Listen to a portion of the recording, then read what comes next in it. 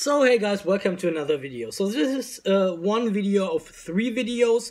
I will try to make them very short because it's all about the same topic. It's all about those brake test boards I've shown you in my unboxing video, okay? And before I get into specifications concerning grip training with them and boxing training with them as well, I will just give you an overall summary of what people have to know when they use brake test boards.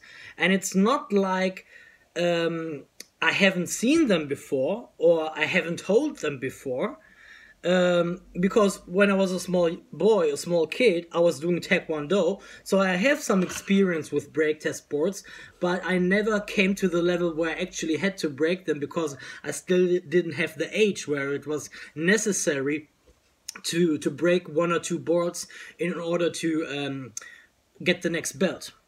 And for you guys who want to know what I achieved, I had the green belt with this blue strap. So in between the green belt and the blue belt.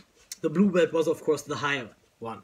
And that was my highest achievement in Taekwondo. So one thing again, keep in mind, if you buy these boards, they should really be massive. They shouldn't be hollow inside, because otherwise this doesn't really make sense, because it would simply be then like crushing 2 or 3 paper sheets which are put together, and that is absolutely nonsense, right? Because you want to measure your punching power or your kicking power, and therefore you need something massive. But please keep in mind, also not too massive, because it will have an effect on your wrist and on your knuckles or on your knee, on your foot, whatever. So, and your hand or your foot will need some time to recover from this. That is why you cannot do it all the time, and that is why I also said in my video where you can increase your crushing grip by hitting the Kung Fu pad, for example, and increasing your wrist strength as well by hitting the Kung Fu pad. That is why I told you, don't do it too often in life, don't do it too often in a year, because otherwise you will get arthritis. But that doesn't mean you shouldn't do it at all, and that doesn't mean that it doesn't have any benefits. This is sort of the next level thing, because if you work with the Kung Fu pad only, and let's say you really fill it with small stones, with gravel, okay? And you punch it, and first of course you want to get warm, you're doing your warming exercises to get some blood in there, to protect you from injuries.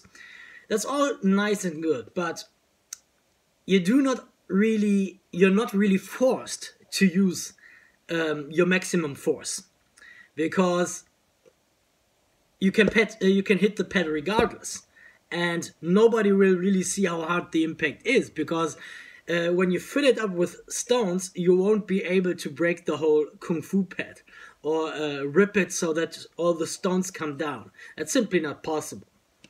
But on the other hand, if you work with those boards, everybody will see whether you fail or not, because either it breaks or it doesn't. And I told you in my unboxing video that it's so important that you buy it in square form. And the reason being is that a square, among all those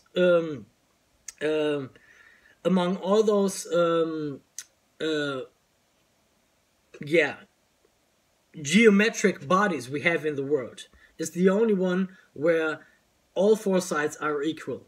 So a rectangle obviously has 2 longer sides and 2 shorter sides. And measuring the real middle point in a rectangle is sort of useless, because if the longer edges are faced upwards, then it's obviously